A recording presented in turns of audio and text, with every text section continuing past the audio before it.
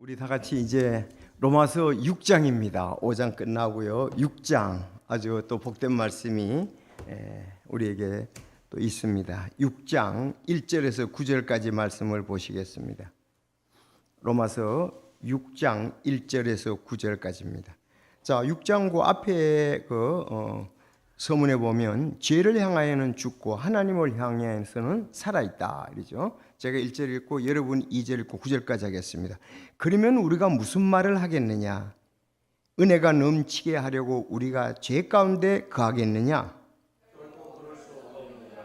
죄를 향해 죽은 우리가 어찌 예수 그리스도 안으로 침례를 받은 우리가 다 그분의 죽음 안으로 침례를 받은 줄을 너희가 알지 못하느냐? 그러므로 우리가 죽음 안으로 침례를 받아 그분과 함께 묻혔나니 이것은 그리스도께서 아버지의 영광에 의해 죽은 자들로부터 일으켜지신 것 같이 그렇게 우리도 생명의 새로움 속에서 걷게 하려 함이라. 만일 우리가 그분의 죽음과 같은 모양으로 함께 심겼으면 또한 그분의 부활과 같은 모양으로 되리라. 아노라 즉 우리의 옛 사람이 그분과 함께 십자가에 못 박힌 것은 죄의 몸이 멸절되어 이제부터는 우리가 죄를 섬기지 아니하게 하려 함이니 이는 죽은 자가 죄에서 해방되었기 때문이라. 이제 만일 우리가 그리스도와 함께 죽었으면 또한 그분과 함께 이는 그리스도께서 죽은 자로부터 일으켜지셨으므로 다시는 죽지 아니하시고 사망이 다시는 그분을 지배하지 못하는 줄 우리가 알기 때문이라. 아멘. 하나님 아버지 감사합니다. 이 말씀의 인도함을 따라 저희들 믿음으로 살고 또 곧바른 천국길을 향하여 날마다 전진하고 주께 나아가기를 원합니다. 선하게 인도하여 주시고 좌우로 치우침 없이 똑바로 걸어가는 저희들 되게 하여 주옵소서. 특별히 진리의 말씀으로 오늘도 인도해 주셔서 우리의 삶의 참 목적들, 방향들, 가야 할 길들이 분명할 수 있도록 이 말씀과 함께 성령님의 감동하심이 모든 성도들과 함께 하여 주시옵소서. 아버지 이 말씀을 통해서 큰 영광 받아 주옵소서. 예수님의 이름으로 기도하옵나이다. 아멘. 자, 6장은 이렇게 말씀을 보면은 죄와 죽음에 대해서 가장 많이 얘기를 하고 있습니다. 따라합시다. 죄와 죽음. 지금 그러면 7장에 가면은 율법과 죄에 대해서 얘기해요. 7장에는 율법과 죄, 또 앞에서 율법과 죄. 예. 이제 그러면 뭐냐 이거예요. 8장에 가면 이제 성령의 반 이상이 8장에 가면 성령의 역사, 인도하심이 있다는 겁니다. 그래서 8장에 가면요, 지금은 우리가 이 죄 때문에 고민을 많이 하지만 8장에 확 핍니다. 바로 그것이 승리의 삶이다, 그리스도인의 삶이다 하는 것이 8장에서 이제 드러나게 됩니다. 그래서 오늘은 제목을 죄를 향해 죽고 그리스도와 함께 사는 자, 죄와 함께 죽었다, 죄를 향해서는 죽었고 그리스도와 함께 사는 자다 하는 것입니다. 로마서 6장은 구원받은 성도의 새로운 신분을 설명하는 부분이라고 볼 수가 있습니다. 그래서 바울은 죄가 더할수록 은혜가 더욱 넘친다는 것을 얘기를 했더니 그 가운데 좀 어리석은 사람이 복음을 오해하고 답하는 거예요. 그래서 그러면 계속 죄 가운데 죄를 더 져야 되겠네요. 그래야 은혜가 풍성하지요. 이렇게 한 거에 대해서 답을 해주고 있습니다. 그래서 본문은 이제 성도의 정체성 그 세 가지로 이렇게 했습니다. 첫째 1, 2절은 죄를 향해 죽은 우리. 따라합시다. 죄를 향해 죽은 우리. 예, 죄를 향해서 우린 죽었다. 여러분 죽었습니까? 네. 두 번째는 그분의 침례, 죽음 안으로 침례를 받은 우리. 그분의 죽음 안으로 우리가 침례를 받았다. 이렇게 그분의 죽음 안으로, 예수님의 죽음 안으로 우리는 침례를 받았다. 3절에서 7절 그렇게 말씀하고 있습니다. 자, 이제 우리가 부활의 신앙, 즉 그리스도와 함께 살 줄을 믿는 신앙 가운데 살아야 된다 하는 겁니다.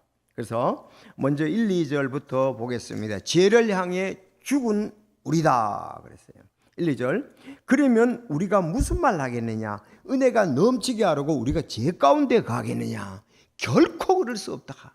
결코 그럴 수 없다. 죄 가운데 거하겠느냐? 결코 그럴 수 없다. 왜? 죄를 향해 죽은 너희가 어찌 그 가운데 더 살겠느냐? 그래서 우리 그리스도인들은 죄 가운데 거해서는 안 됩니다. 우리 죄 가운데 거해서도 안 되고 죄 가운데 더 살아서도 안 된다. 그렇게 여기서 말하고 있습니다. 다시 말씀드리지만 5장에 죄가 넘친 곳에 은혜가 더욱 넘친다고 하니까 이 삐뚤어진 자가 궤변을 늘어놓기 시작한 거예요. 그래서 그거에 대해서 얘기하는데, 야, 우리가 죄와 함께 죽었는데 이제 그 가운데 그렇게 살아서는 안 된다 하는 것을 말씀을 하고 있습니다. 결코 그럴 수 없다. 죄 가운데 살 수 없다.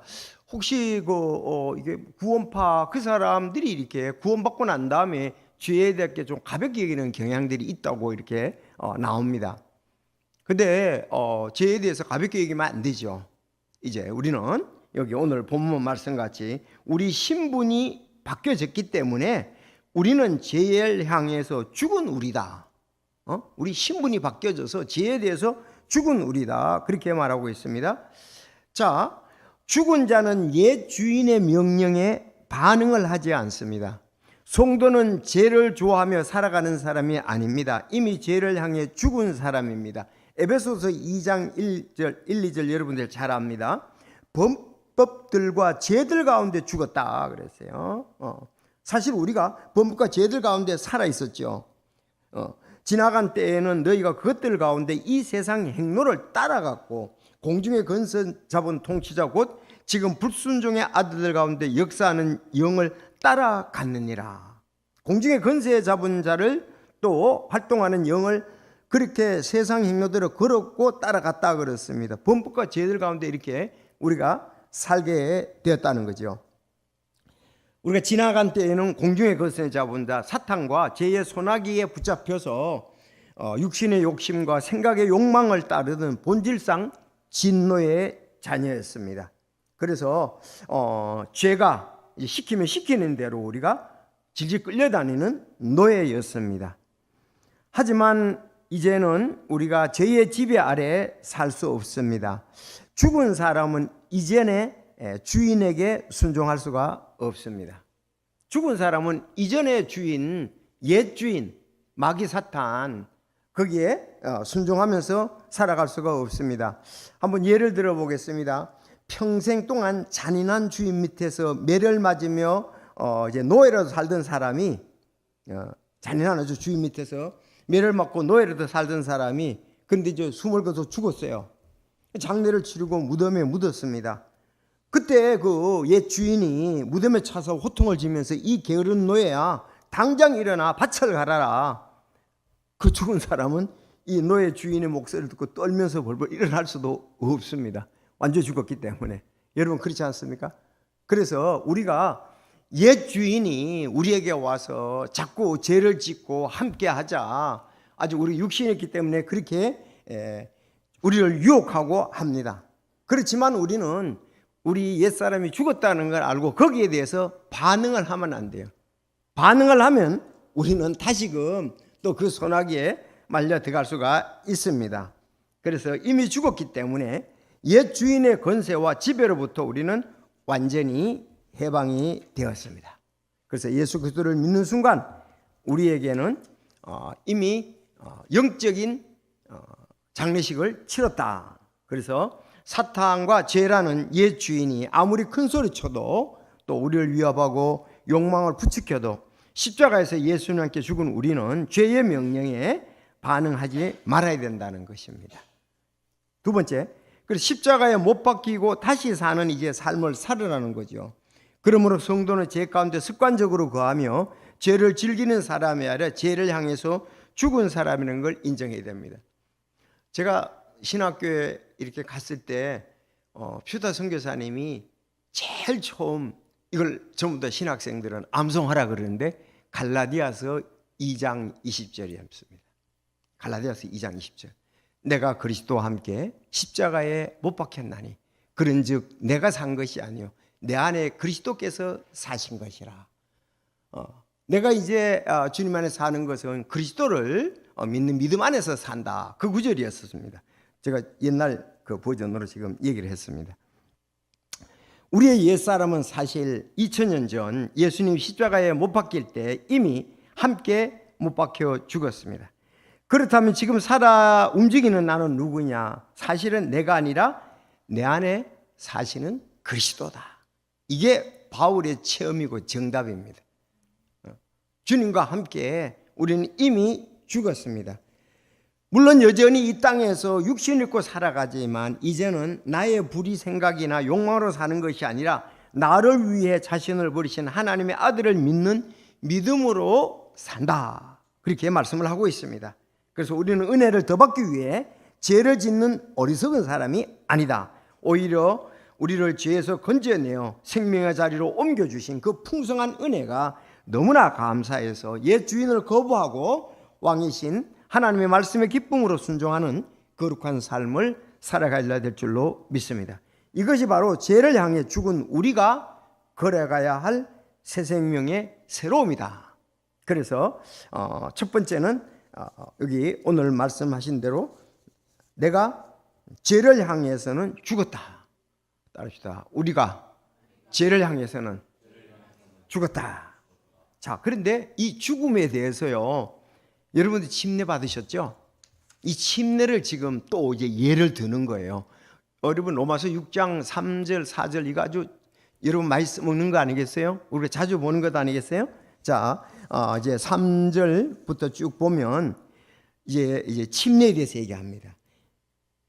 아주 좋은 예입니다. 이거는 예수 그리스도 안으로 침례를 받은 우리가 다 그분의 죽음 안으로 침례를 받은 줄 너희가 알지 못하느냐?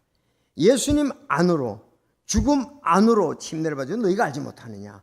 그러므로 우리가 죽음 안으로 침례를 받아 그분과 함께 묻혔나니 장사되었나니 그 말이죠. 이것은 그리스도께서 아버지의 영광에 의해 죽은 자들을 보여 익혀진 것 같이 그렇게 우리도 생명의 새로움 속에서 걷게 하려 함이라.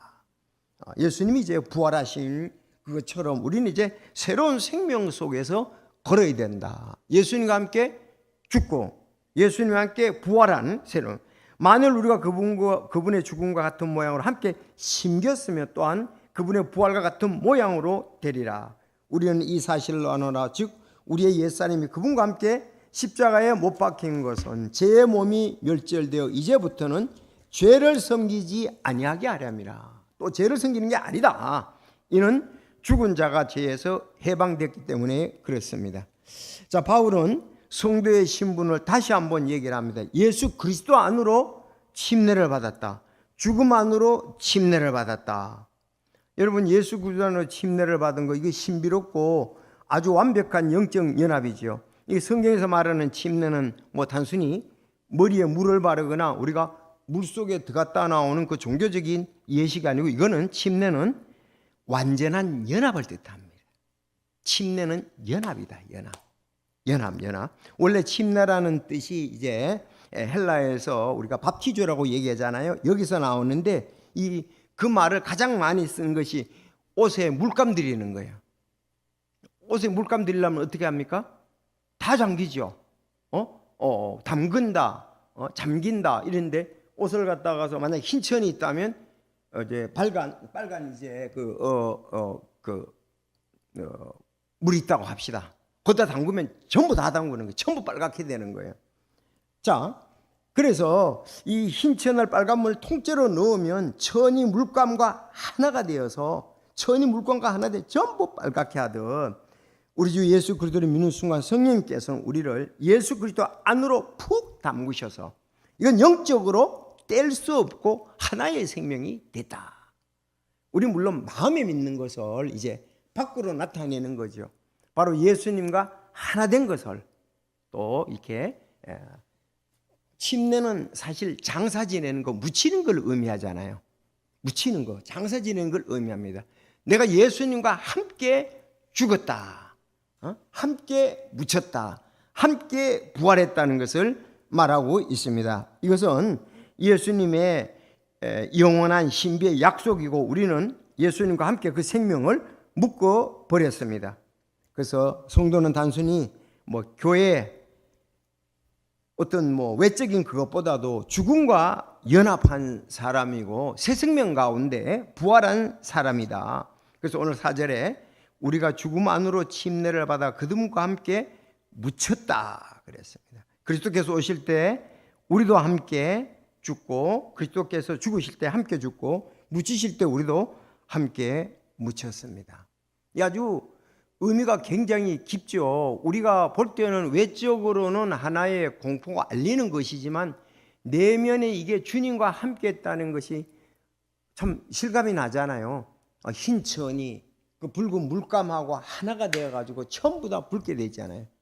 우리가 예수 그리스도에 함께 죽어서 완전히 새 생명, 함께한 생명이 됐고 새 생명이 됐다 이 말입니다. 놀랍죠 이거는. 예. 그래서 뭐 이렇게 물을 발랐다 뭐 이거보다도 그 영적인 풍성함, 이거 하나님의 놀라운 그 구원의 계획이잖아요.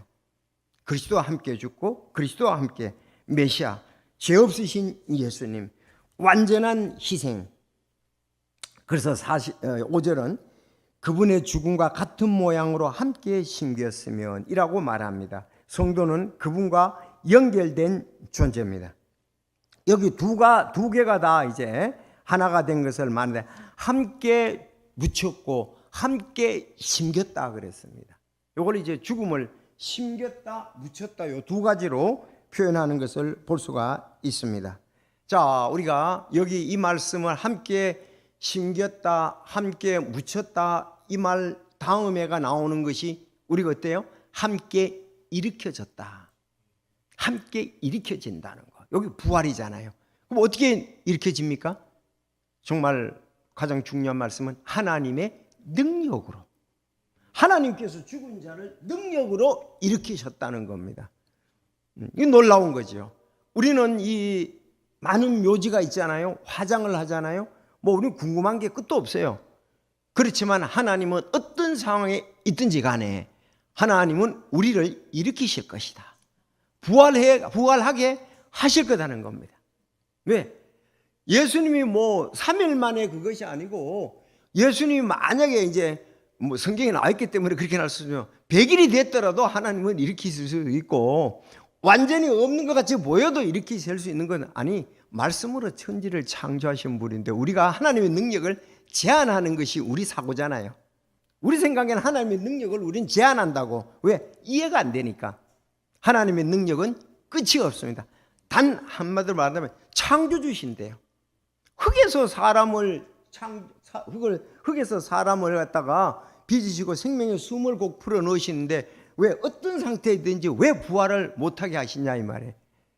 우리가 그렇잖아요. 창세기 2장 7절에 흙으로 사람을 만드시고 생명의 숨을 그 코에 몰아넣으시니 사람이 살아있게 됐다 이렇게 나오잖아요.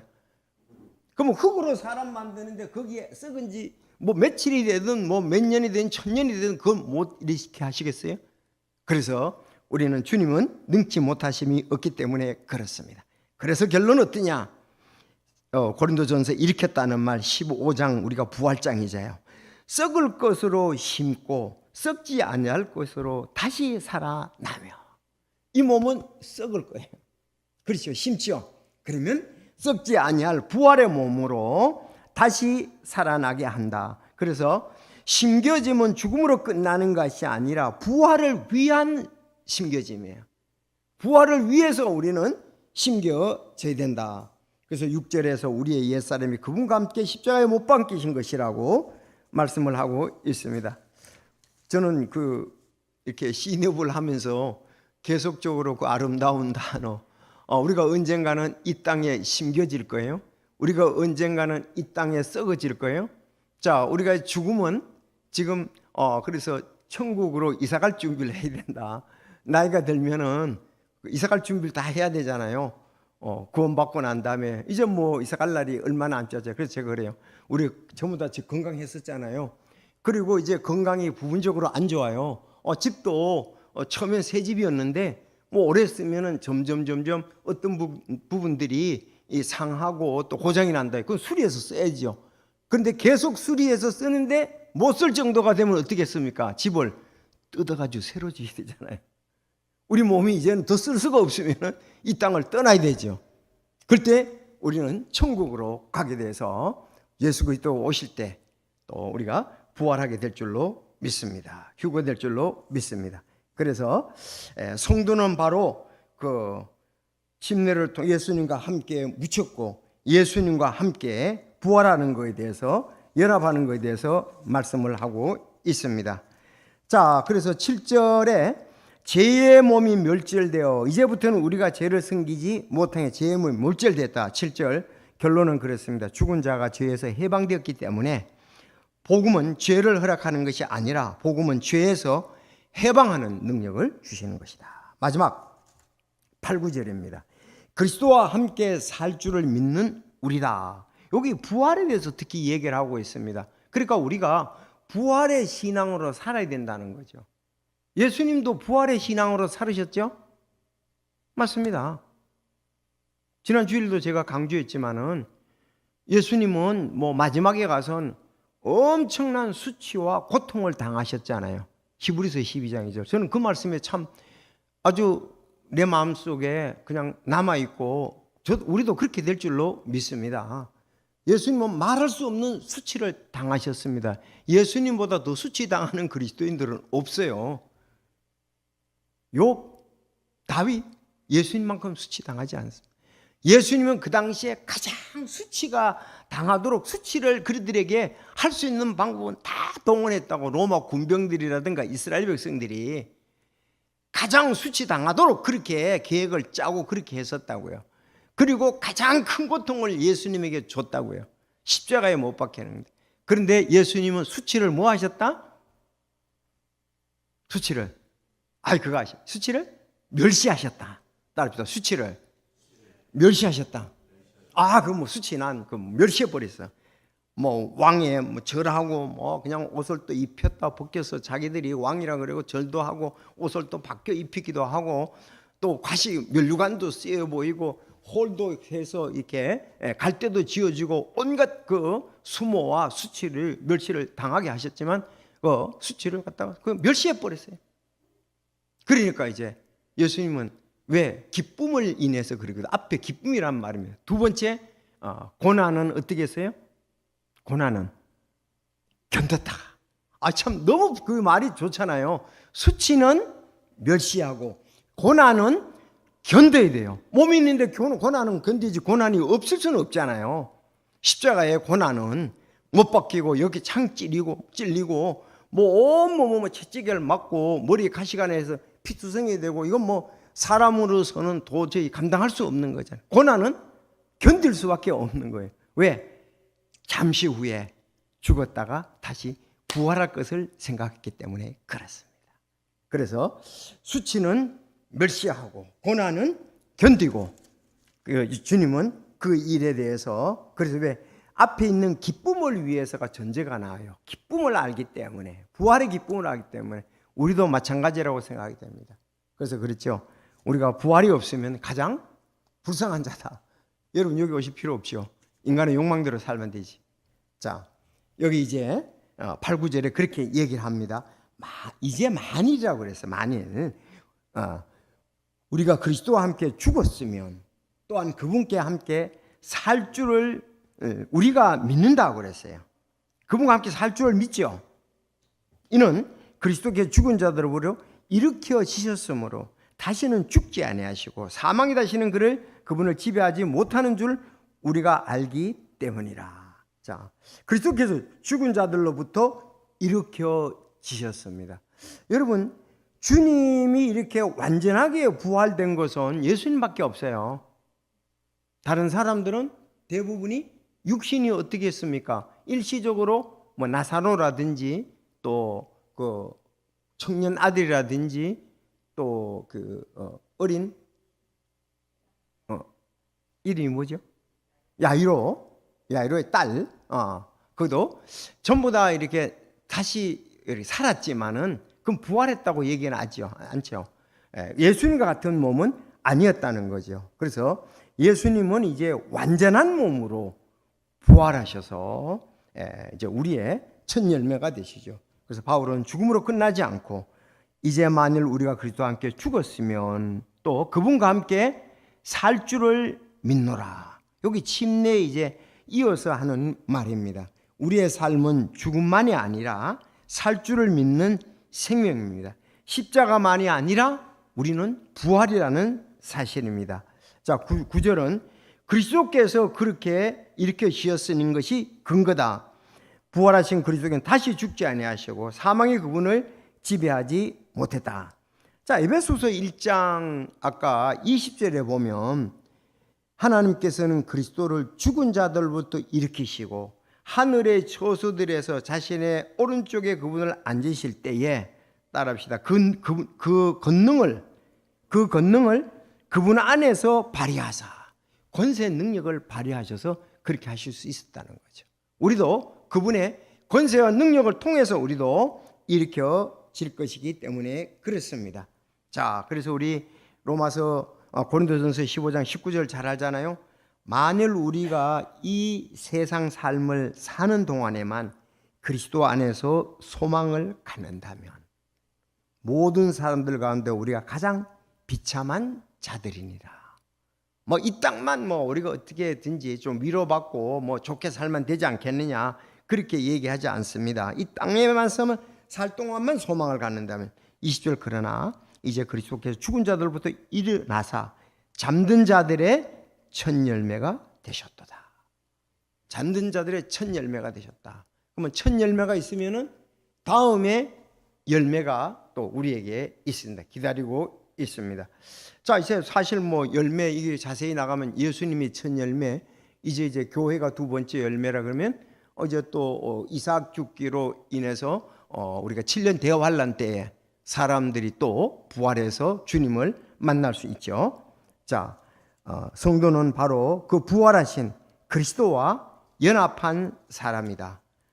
결론적으로 그러므로 절망보다 우리에게는 소망이 크고 죄보다 은혜가 크고 사망보다 생명이 더 강합니다. 그리스도는 우리와 함께 살으시고 또 이제 새 생명 안에서 우리가 살도록 붙잡아 주십니다. 오늘 본문은 우리 참된 신분을 얘기하는데 우리는 죄를 향해서 죽은 자다. 이제 우리는 죽음 안에서 침례를 받았다. 이제 그리스도와 함께 살 줄로 부활할 줄을 믿는 믿음 가운데 살아야 된다. 그러므로 은혜를 핑계로 죄 가운데 거하지 말고 죄에서 해방된 자로서 그리스도와 함께 살아가는 성도가 될 것을 여기서 말씀을 하고 있습니다. 오늘은 여기까지 하고 다음 주에 또 말씀을 드리겠습니다. 기도드리겠습니다.